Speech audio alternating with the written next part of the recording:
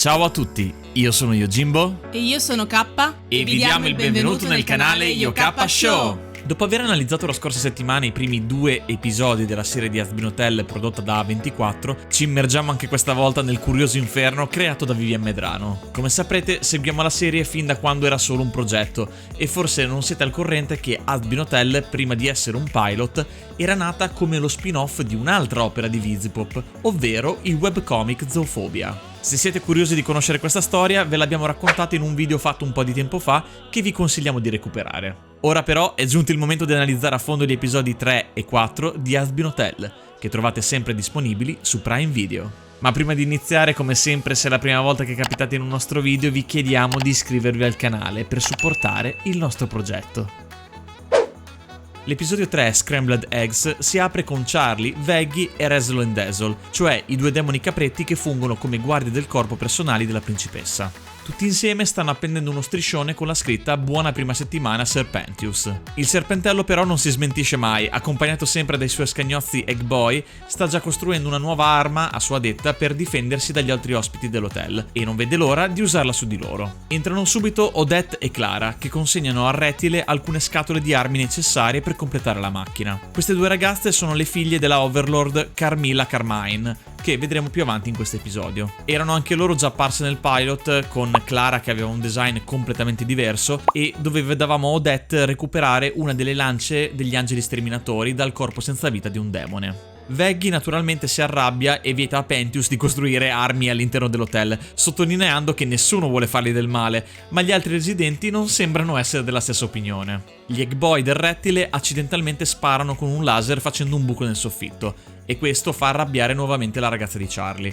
ordinando a Pentius di sbarazzarsi dei suoi servitori. Viene interpellato allora Alastor, che si stava mangiando una carcassa di un cervo in un bosco collegato da un portale che ha evocato nella sua stanza. Veggie gli chiede di occuparsi delle uova del serpentello. Il demone della radio perciò li porterà con sé durante il suo giro in città. La scena si sposta nell'atrio dell'hotel, dove Charlie propone una giornata dove fare esercizi di fiducia, cioè quelle attività che di solito si fanno per rafforzare il legame dei membri di un gruppo di persone. In pratica è un esercizio in cui bisogna fidarsi degli altri lasciandosi cadere all'indietro e ovviamente contare sul fatto che gli altri ti prendano. Ovviamente la cosa comincia bene, ma poi degenera, in particolare nel caso di Nifty, che nessuno vuole prendere visto che è inquietante e in questa maniera masochista si ributta più e più volte nel vuoto. La cosa divertente è che Charlie conferisce a Veggie il comando delle attività della giornata e ovviamente lei inizia a trattare la squadra come se fosse il capo di un plotone di soldati, comandandoli a bacchetta. Questo atteggiamento è decisamente l'opposto a quello che si dovrebbe adottare in questa situazione e nell'episodio 6 si capirà perché lei si comporta così, ma per il momento evitiamo di fare spoiler. Infine l'esercizio fallisce nel suo scopo e Angel Dust propone di spostarsi in un altro posto perché ha avuto un'idea per rafforzare la fiducia di tutti. Carina la citazione al pilot quando è sul palco e sta per lasciarsi andare all'indietro dicendo che gli piace succhiare i ghiaccioli, cosa che è effettivamente successa nell'episodio pilota. Torniamo alla trama di Alastor, dove il demone della radio, accompagnato dagli Egg Boys, incontra Zestial Morde, uno degli Overlord più antichi di tutto l'inferno. È un sacco divertente vedere come tutti hanno una paura fottuta di lui e intorno a loro cominciano a succedere cose a caso di gente che si spaventa, scappa via o prende fuoco. Qui in particolar modo vorrei soffermarmi sul lavoro incredibile e maniacale curato dal direttore del doppiaggio di Hazbin Hotel, Oreste Baldini. Come vedremo per altri personaggi, è affascinante osservare come ognuno di essi abbia un linguaggio ben specifico a seconda della propria caratterizzazione. Zestial, ad esempio, essendo antico, parla usando un linguaggio arcaico ed aulico e a tratti utilizza anche termini in latino come ad esempio la pugna, che in italiano significa la battaglia. Tornando ai due demoni, fanno una sorta di rimpatriata per poi raggiungere un ufficio dove è in programma una riunione con tutti i più importanti Overlord degli Inferi. Lo scopo dell'incontro è parlare dello sterminio anticipato fissato ora a 6 mesi da parte degli angeli. Una cosa curiosa è come tutti gli Egg Boy, a parte uno che a quanto pare si chiama Frank, rimangono ad aspettare giù, mentre quest'ultimo segue Alastor al briefing. Nella pratica questo ovetto secondo noi rappresenta un po' il punto di vista di noi spettatori che stiamo guardando l'episodio e che ci permette di sbirciare quello che avviene in questo meeting. L'incontro viene aperto da Carmilla Carmine, che ha radunato lì tutti i signori supremi della città che controllano le varie aree di Pentagram City. Essi governano e possiedono milioni di anime, ora a rischio a causa del nuovo calendario di sterminio. E, badate bene, lo fanno solo in parte per il bene della città, ma perché questo impatterebbe sui loro interessi. Infatti viene detto che nell'ultimo anno la popolazione con l'ultima battaglia si è ridotta addirittura di circa il 16%. Quindi se prima gli angeli venivano giù una volta all'anno, ora scendendo ben 2 volte, significa che facendo una botta di conti, in un anno potrebbero perdere praticamente il 32% della popolazione.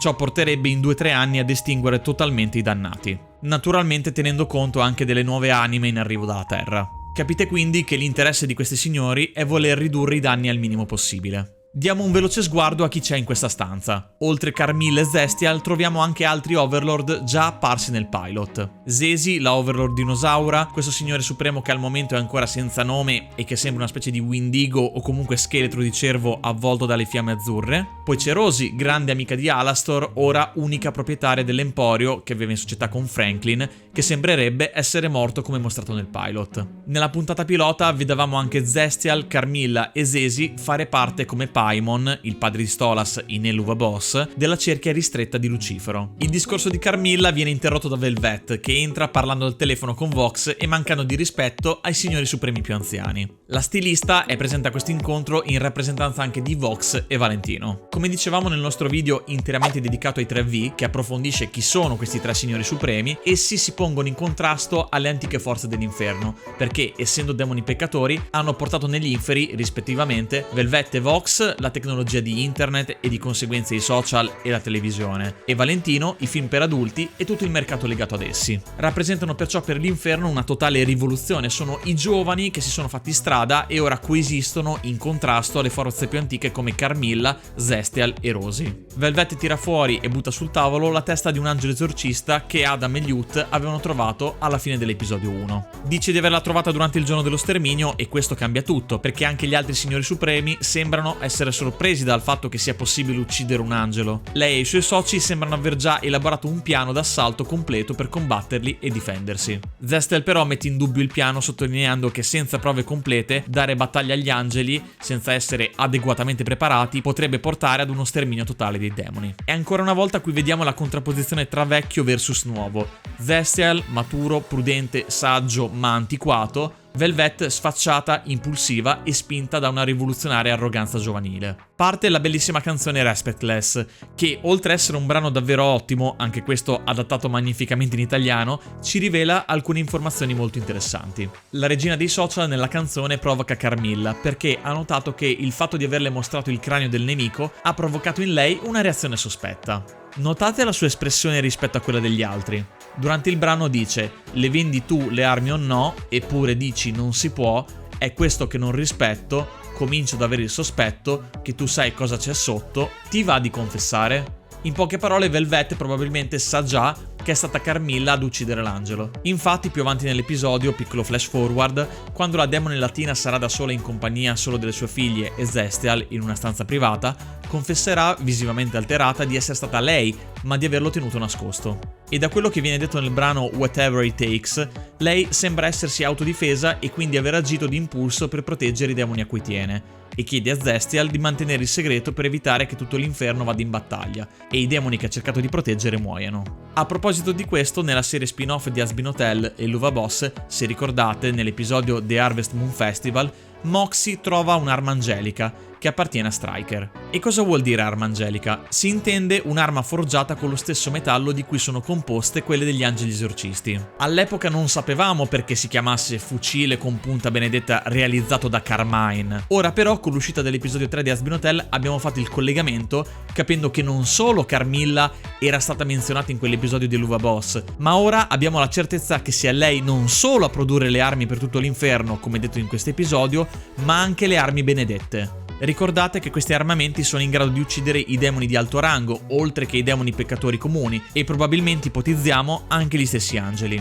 È sensato pensare che però queste armi siano disponibili solo in un mercato nero. Per ora le armi benedette che sono apparse in questo universo tra i vari show sono appunto nel pilot e nella serie le lance degli angeli sterminatori e anche le loro relative spade che, come abbiamo visto, vengono recuperate dalle figlie di Carmilla. In Eluva Boss vediamo invece nell'episodio 5 The Harvest Moon Festival il fucile con la punta benedetta e la pistola angelica, mentre durante la quarta puntata della seconda stagione, Western Energy, ne vediamo addirittura 3. I revolver benedetti, il pugnale e la corda sacra con cui viene legato Stolas, tutti appartenenti a Stryker. Un'altra cosa che è interessante notare è che le scarpe di Carmilla, dal rumore che fanno, sembrano metalliche, ma il fatto che emanino questa sorta di bagliore ci fa sospettare che anche esse possono essere state forgiate con il metallo sacro, magari per poter essere usate come armi in caso di estremo bisogno in un combattimento corpo a corpo, ma badate bene, è solo una nostra teoria. Tornando all'episodio, a fine canzone Velvet abbandona la stanza e manda a quel paese i demoni anziani.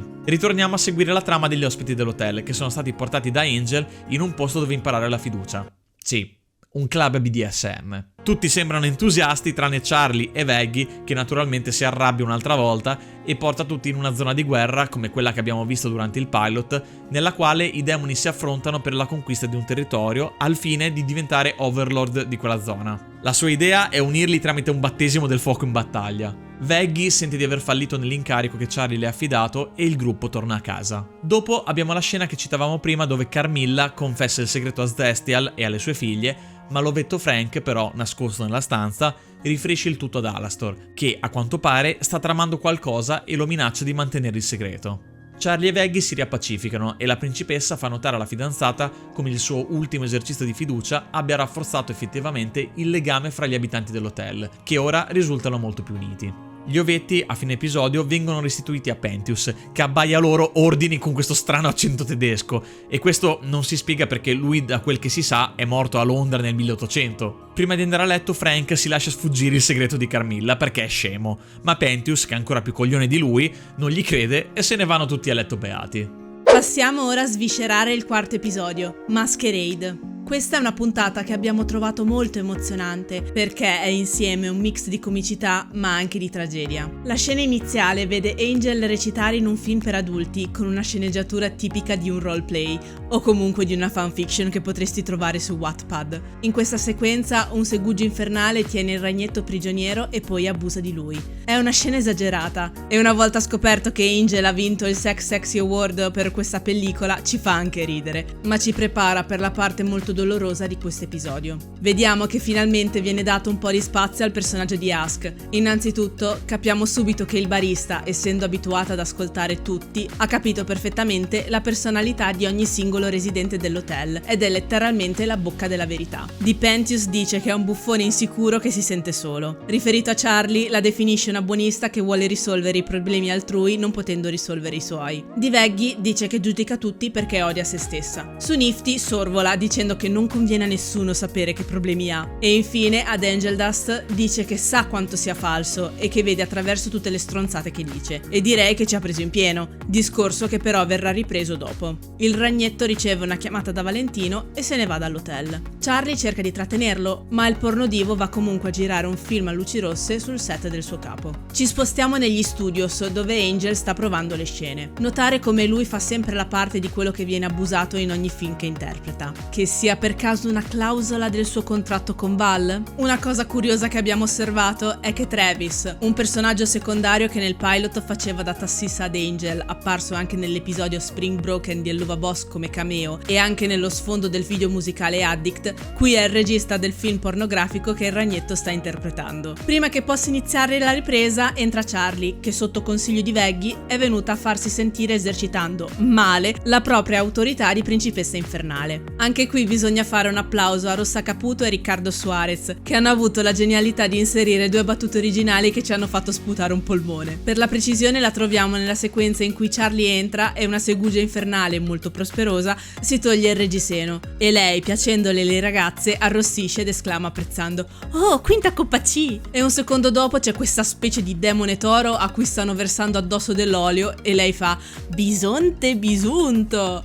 Vere perle di questo adattamento italiano. Poi vabbè, come non citare Angel che fa «Vengo!» e Valentino «Non fuori campo, no!» Ok, Valentino sarà uno stronzo abusante e una persona orribile che possiede l'anima di Angel Dust, ma ogni volta che apre bocca fa schiantare. È un villain, ma come si fa a non ridere quando si avvicina a Charlie scoprendole il braccio e leccandoglielo dicendole "Posso salutarla umidamente?" e "Posso offrirle una porca parte?" Ed infine quando la ragazza si mette ad interrompere le riprese e a rompere le palle sul set, in maniera falsissima le dice "Ma figuriamoci, principessa! Non mi disturbate affatto." È un personaggio super meme. Qualche attimo dopo però Charlie dà accidentalmente fuoco al set e qui possiamo vedere per la prima volta che il cappotto di Valentino sono in realtà le sue stesse ali che usa per spegnere le fiamme. Questo dettaglio è una vera svolta per le teorie del fandom, perché visto che non si erano mai viste, in tutti questi anni si erano fatte le ipotesi più assurde. C'è chi addirittura aveva immaginato che gli fossero state strappate. Parliamo però ora seriamente di quello che accade una volta che il demone falena trascina Angel nel suo camerino. Qui avviene una scena in cui Val molla un forte schiaffo al ragnetto e noi abbiamo avuto una sorta di déjà vu. Ancora una volta ci siamo ricordati di aver visto una scena quasi identica in un fumetto di Raphael, storica storyboarder del team della creatrice Vivienne Medrano, intitolato Red Smoke. Se confrontiamo ad esempio queste tavole con ciò che accade nell'episodio, noteremo che è praticamente la stessa situazione con qualche leggera differenza. È incredibile pensare che questo comic risalga addirittura al 2020. Quante altre cose avrà anticipato Raphael nascoste nelle sue opere fan-made che nella serie devono ancora verificarsi? Ad ogni modo, Angel litiga con Charlie e la caccia via dagli studios. Ha inizio la meravigliosa ma al tempo stesso dolorosa sequenza della canzone Poison. Qui si vede che Riccardo Suarez ci ha veramente messo il cuore interpretando questo brano, soprattutto se lo si ascolta senza guardare la sequenza video, cosa che abbiamo fatto almeno una 50 di volte in questi giorni, perché la canzone è davvero di una potenza struggente e noi ci stiamo in fissa. È bello notare come Angel nella canzone parte energico ed entusiasta, raccontando a se stesso la sua stessa bugia, ma cosciente del fatto che sta mentendo. E se ne pente. Lui è un nichilista che accetta la sua realtà di disperazione perché non vede via d'uscita dal contratto che ha stipulato con Valentino che possiede la sua anima. Perciò si crogiola nel suo inferno fatto di sesso, droga e bugie, vivendo quei momenti ma al tempo stesso non essendo lì, cosciente però che un giorno tutto questo veleno, questa vita tossica fatta di abusi a cui Val lo costringe, finirà per ucciderlo. Tornato all'hotel, Angel Dust va da Ask per farsi servire un drink per dimenticare le traumatiche cose che ha fatto quella notte. Ricomincia un'altra volta a provarci con il barista che però non sopporta il fatto che lui si presenti sempre con la stessa recita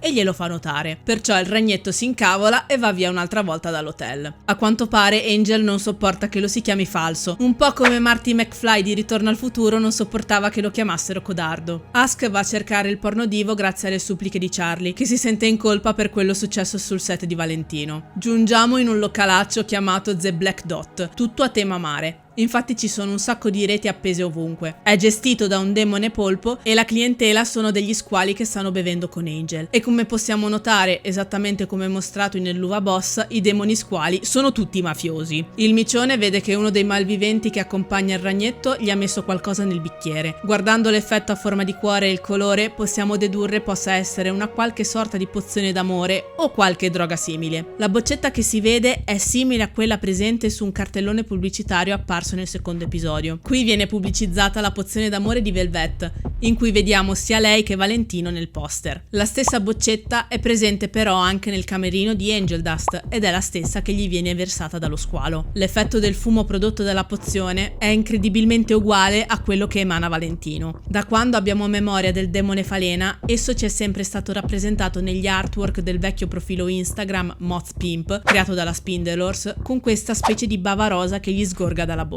Questa caratteristica la ritroviamo anche nel video di Addict e ora nella serie. A una prima occhiata può sembrarci un dettaglio insignificante, ma se mettiamo insieme tutti i pezzi del puzzle, boom! Abbiamo elaborato una teoria al riguardo, cioè che Velvet utilizzi la saliva di Valentino per produrre la sua pozione e che quest'ultimo la utilizzi spesso su Angel per drogarlo e costringerlo a fare quello che vuole. Possiamo notare infatti diverse inquadrature in cui anche al ragnetto gocciola questa strana sostanza rosa dalla bocca, soprattutto alla fine della sequenza di Poison. Scatta una rissa tra il gatto barista e lo squalo. tavolo, facendogli rovesciare di proposito il bicchiere e subito dopo Ask porta Angel fuori dal locale. Qui c'è un discorso molto bello tra i due, che ci fa capire come il gatto ha capito perfettamente che Angel fa tanto il duro dicendo che sa badare a se stesso, però intanto è ipocrita perché ama autodistruggersi, quindi significa che non sta bene. Ha bisogno di qualcuno che lo aiuti ad affrontare i suoi problemi o che semplicemente lo ascolti, e questa persona è proprio Ask, che si offre di dargli una mano. Dopo un po' di resistenza,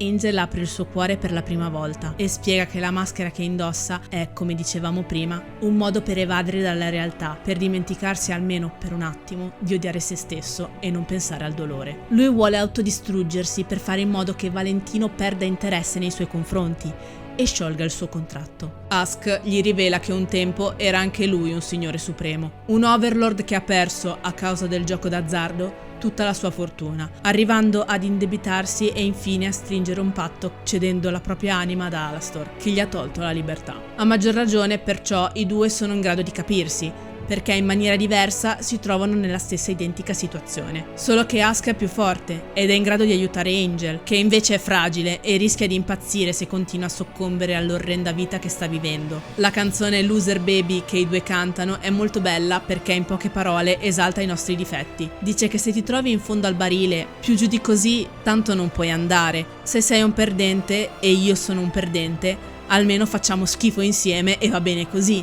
L'importante è accettarsi e non odiarsi. E magari, legati dai nostri difetti, le cose potrebbero andare meglio. Il gatto accetta il ragnetto per quello che è, senza maschere e senza recite. Gli piace così, con tutta la gamma di problemi. I due fanno fuori il gruppo di squali che uscendo dal locale gli sparano addosso e una volta sconfitti i mafiosi se ne tornano insieme all'hotel, dove Angel perdona Charlie e lui e Ask si prendono un drink insieme, questa volta senza più maschere. L'episodio 3, ma soprattutto l'episodio 4, ci sono piaciuti veramente tanto, anche perché quest'ultimo ci ha riempito di emozioni. Fermiamoci però a riflettere su un paio di cose. La nostra sensazione è che la serie di Hazbin Hotel stia andando un po' troppo veloce nella sua narrazione. La prima stagione, come già rivelato, è composta da soli 8 episodi, di cui al momento 6 sono già stati pubblicati. Far evolvere e crescere un personaggio richiede naturalmente tempo, e prendiamo il caso di Angel Dust. In questo episodio ci viene mostrato tutto il suo rapporto con Valentino, il timore e la paura che lui ha comprensibilmente nei suoi confronti, e l'aiuto che Ask gli porta migliorandolo già come personaggio, insegnandogli l'accettazione di se stesso e la sincerità. Bene, poi arrivano gli episodi 5 e 6 dove succedono veramente un sacco di cose, e qui per chi non vuole spoiler, attenzione,